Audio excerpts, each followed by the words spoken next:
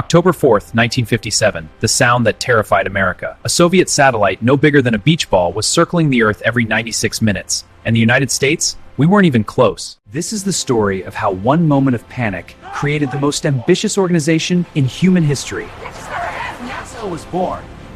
Welcome to Behind the Brands. Imagine waking up one morning to discover your biggest rival just did the impossible. The Soviet Union launched Sputnik 1 into orbit, and overnight, the space race began. President Dwight D. Eisenhower had a choice to make. Option 1, create something even entirely new. A civilian agency focused purely on space exploration. Eisenhower chose option 2, and here's why. He didn't want space to be a battlefield. He wanted it to be humanity's frontier. On July 29, 1950, the Space Act is vital. We must lead in space. With this signature, NASA is born. A new era begins. We had brilliant scientists scattered across the military competing instead of working together. President Eisenhower received a memo. The fear was about control. America needed a solution. Fast. NASA inherited 8,000 employees, laboratories, and decades of research. But they also inherited something else. America's desperation to win. But it wasn't built from scratch.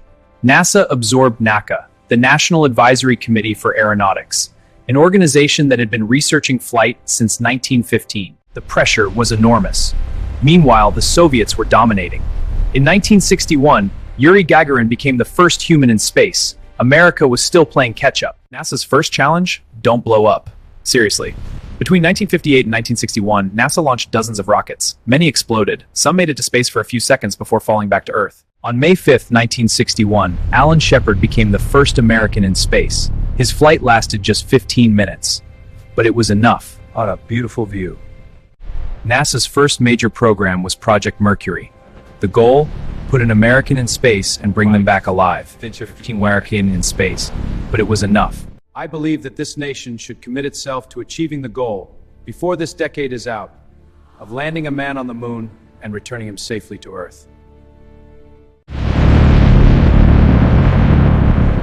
I believe that this nation should commit itself to achieving the goal, of landing a man on the moon and returning him safely to the Earth.